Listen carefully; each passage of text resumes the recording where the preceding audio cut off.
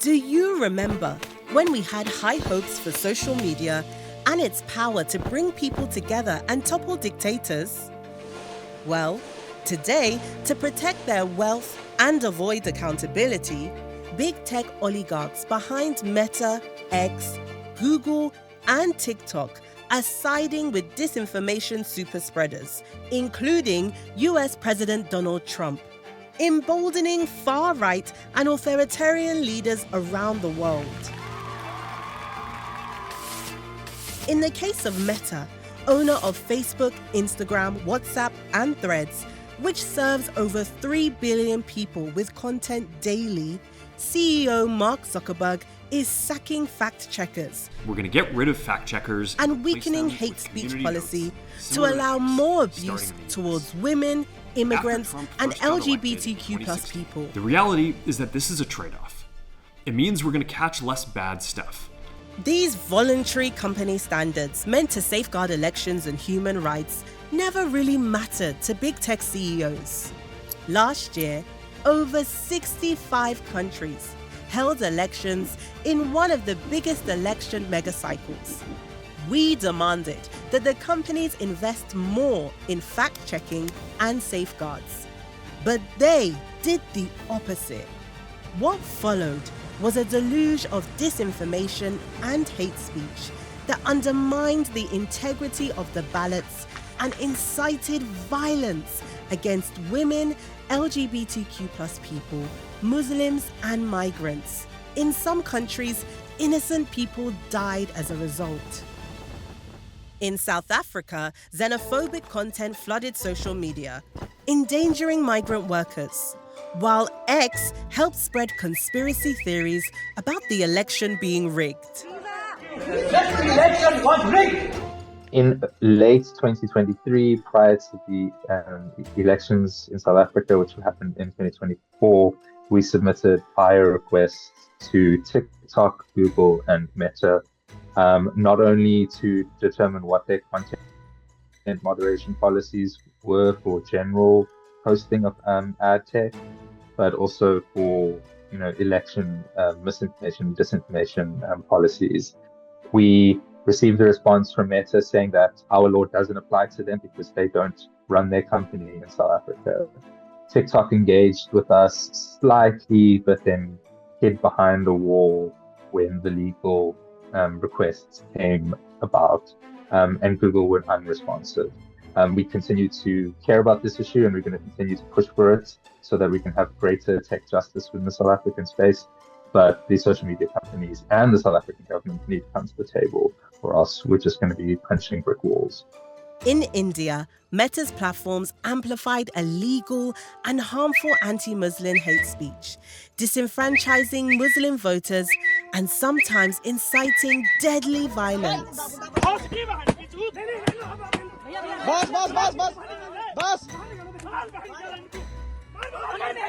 The disinformation campaigns that we see in India are extremely vigilante in its nature. Many of the people believe in the political disinformation and tend to become radicalized. And this is something that I've seen on ground quite a lot. I had gone to a state called Uttarakhand to report.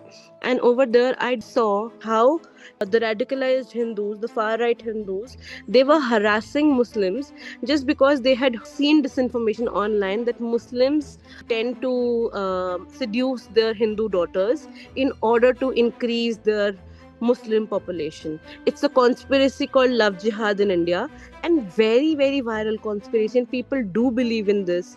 And then the Muslim men were beaten to death.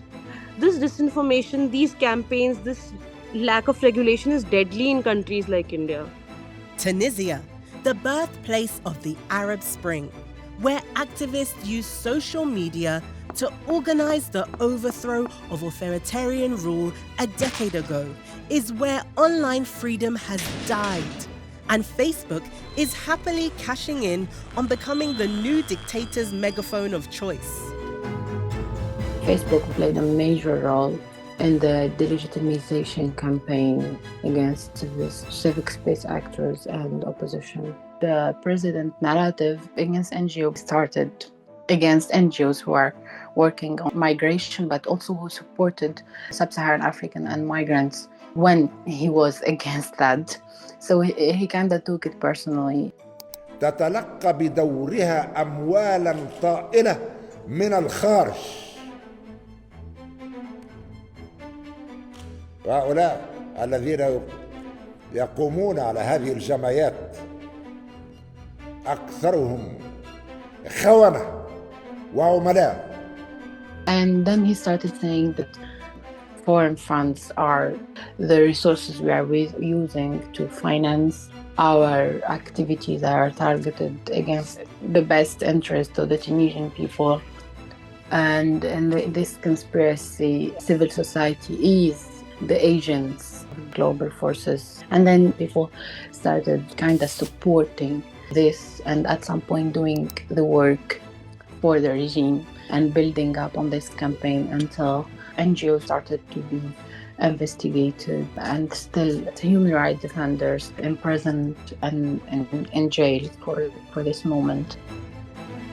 Tech platforms also distributed pornographic deepfakes targeting female candidates running in local elections in Brazil.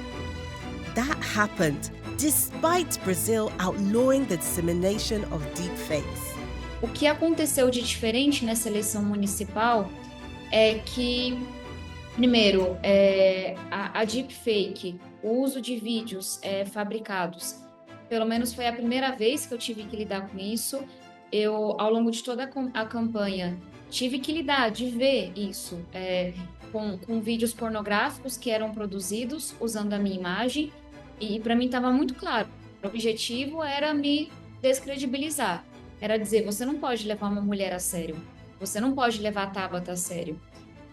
O custo de você produzir uma deepfake durante uma eleição contra uma mulher é zero nesse país. Todas as provas foram apresentadas, documentadas, e o máximo que a gente conseguiu foi que alguns vídeos fossem deletados depois de alguns dias. Quando esses vídeos já estavam nos celulares das pessoas, já estavam no WhatsApp das pessoas. Então, para mim, é a impunidade que explica tudo isso.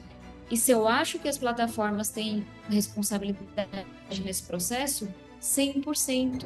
All of this happened before big tech billionaires joined forces with Trump to avoid accountability and enrich themselves even more.